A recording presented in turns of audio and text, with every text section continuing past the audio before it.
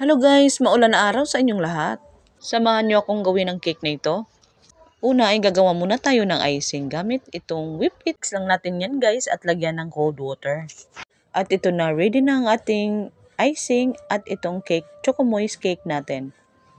Ayan guys, malamig na yan at ready for decorating na. Pagkatapos kong ang i-crumb coat at lagyan ng dowels kasi yung size ng cake natin dyan guys is 6x6. Yan. At order ito ni Ma'am Renalyn. Thank you Ma'am sa pag-order.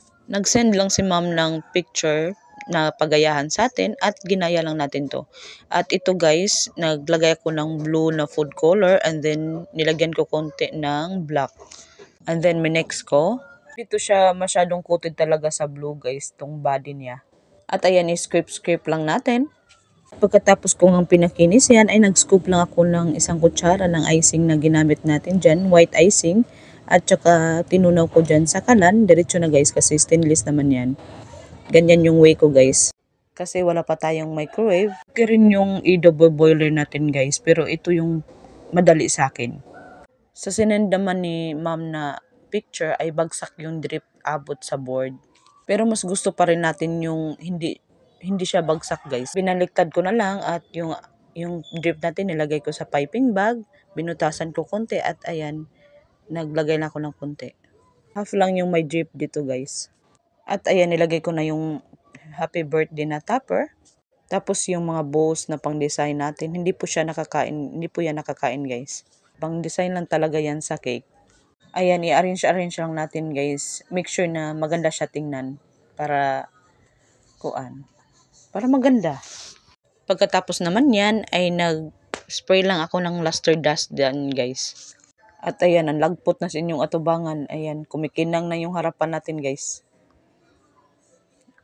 Pero maganda siya tingnan no. Kumikinang yan sa harapan. At yung luster dust natin guys ay nakakain din yan. Edible. Then nag-add lang din ako dyan ng gold flakes. Dyan sa top at tapos sa baba naman. Order pala ito ni ma'am para sa kanyang papa. Ayan, at proceed naman tayo sa next cake. Size naman ng cake na ito is 6x3. Order ito ni Ma'am Teresa. Thank you ma'am sa pag-order. Wala siyang binigay na design. Ako na daw ang bahala. Lagyan ko lang daw ng happy 21st birthday at yun lang, wala ng pangalan. At syempre, masunurin tayo. Gawin natin yun. Yan guys, ginamitan ko lang ng comb scraper para dumikit yung mga chocolate bar natin mamaya. At yan naman yung nabili nating chocolate bar guys. May ganyan silang retail. Ang naisip ko kasing gawing i-design dito is Black Forest. Gayahin natin yun guys. At ayan, hindi kinaya ng tag 20 pesos na pillar natin guys. At yan, gumamitan din ako ng ganyan. At hindi rin siya nag-work. Kaya nag-switch tayo sa sa kutsilyo. At yan na nga, nakakagod na yun tayo ng chocolate. Dara. Ayan, damihan lang natin para makot natin yung body tsaka yung top ng cake natin dyan guys. At ayan, isablig na nimo sa body ng cake guys. I-coat na nimo dyan sa mga body niya. Yan, lagyan mo lang. Messy talaga yan guys kasi dumidikit yung mga chocolate sa glove tsaka sa sa working table mo ba. Tapos naglagay lang ako ng rosette dyan sa top gamit yung tip nating may number 9. Ayan, dinagdagan ko lang yan guys para hindi mahulog yung ilalagay natin dyan sa top. At alam naman natin na may kamahalan yung cherry, kaya kaong yung ilagay natin dyan guys. At medyo malalaki yan, kaya kinat ko sa gitna. Para ganyan na lang kaliit. Tawagin nating low budget Black Forest ito.